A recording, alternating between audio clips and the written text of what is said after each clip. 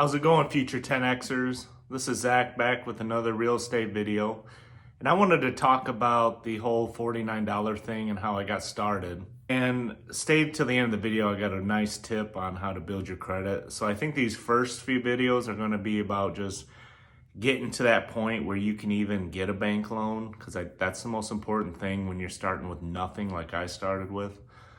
So when you're starting with nothing, you have to really be willing to work hard and save. This is not a get rich quick videos or series by no means. So this is a process.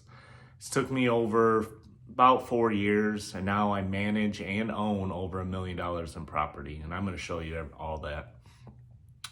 So I think starting out, when maybe 4.5 years ago, I think my real estate journey started around August 15th of 2017, somewhere in that area.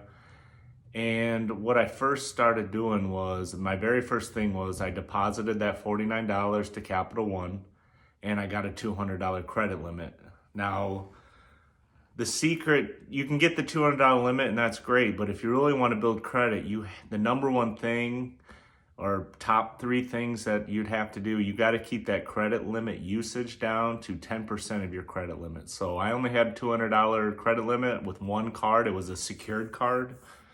And with that card, I could only charge $20 a month. I let that go for 3 months until it reported to Credit Karma, and I got my first actual credit score. And that was huge for me to get that credit score. And then that's the very next thing I started doing. I tried to start, after that 90 days, I started trying to get store cards. Those are the easiest credit cards to get, such as Kohl's, Walmart, Home Depot, any of those kind of chain stores. That's the next card you're gonna get after the secured card. And I was able to get a Walmart card. Kohl's is a great card to go get. I think they only gave me $300 limit. And then I would just charge $10 to $30 a month on that card. And I did that for about the first year until I could get enough cards. You don't want to get denied, so you got to be real careful on where you go and what cards you try to get and how fast you try to get them. So this is probably the first year will be your hardest year for building credit. So after that, to get a bank loan, you need at least, I think, a 600 score. I had to have a 600 credit score. I'd have 2 consecutive tax returns, and you need to have, 8%. I think I had to put 8% down on my first property. It was an FHA loan, and that's how I did my first house hack. So those 3 things are going to be the most important. You have to save money.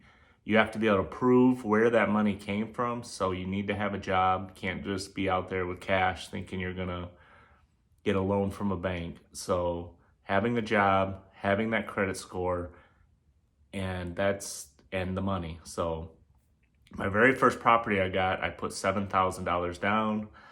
My payment was around $600 a month, but it was a duplex, so the neighbor next door was paying the mortgage, so I was living for free, and that's how I was save even more money to buy my next property.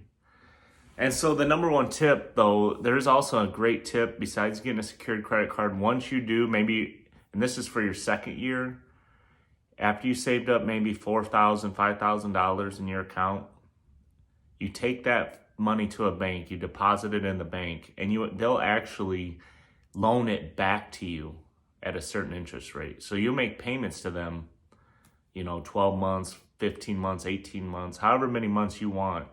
They'll loan you back your money, and when you pay that off, that gives you a paid off bank loan, which is like gold in the credit world. So that is my number one tip. And I haven't heard anybody really talk about that kind of a loan or getting that kind of tip. So that's the number one tip for this video. So until next time, 10Xers, I'll see you again.